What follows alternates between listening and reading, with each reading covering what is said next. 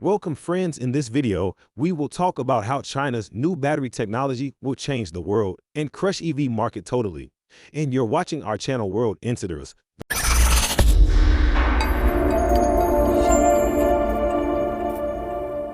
The world tries to shift towards a net zero carbon future. Electric cars are seen as an important part of the transition.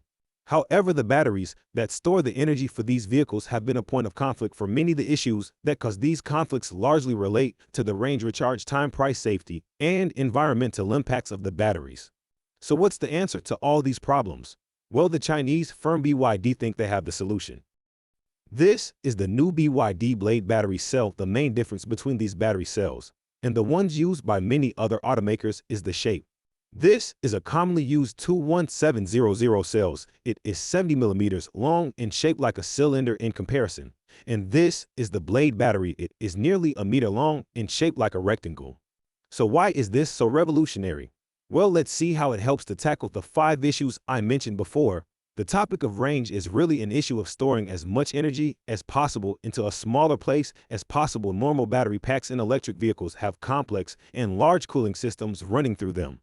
These take up a lot of space and result in less battery cells fitting into the vehicle, therefore resulting in a low range. One of the key secrets to the Blade battery's success is its large surface area. This large area means it can be cooled by air flowing through the gaps in between the cells, removing the need for large liquid cooling pipes. Not only this, but the batteries can act as a structural component to the car, replacing the need for parts of the chassis. As a result, when the full battery pack is constructed, the BYD battery can store more energy per liter than the Audi e-tron, the Jaguar I-Pace, and even the long-range Tesla Model 3. On the topic of recharge times, this is also tackled by the large surface area that allows more heat to escape from the battery while it is charging. This is important as the faster you charge, the more heat is generated. Additionally, the cells use a lithium iron phosphate chemistry, which is great for charging and discharging very quickly, with the added bonus that is also the cheapest of all battery chemistries. Safety is something many people worry about after seeing videos of phones and cars going up in flames. Whilst the dangers of this in normal EVs are actually very low, they're even lower with the Blade batteries. Here is a video of a nail going through a normal lithium-ion battery. It doesn't look too good, does it? In fact, the cell can reach up to 500 degrees Celsius. Now here is the same test with the BYD Blade battery.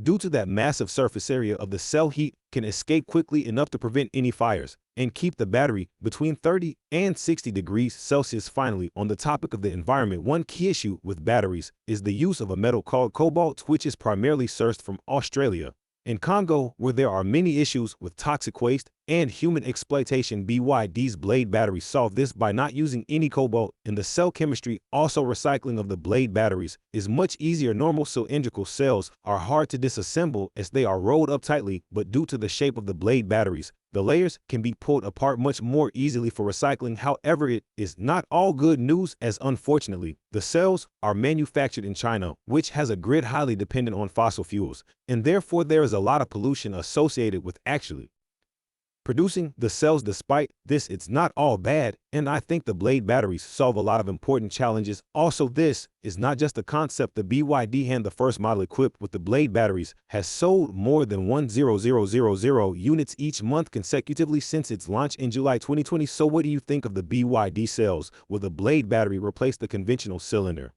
Thanks for watching, and make sure to subscribe with notifications on and like the video if you want to see more in the future. See ya.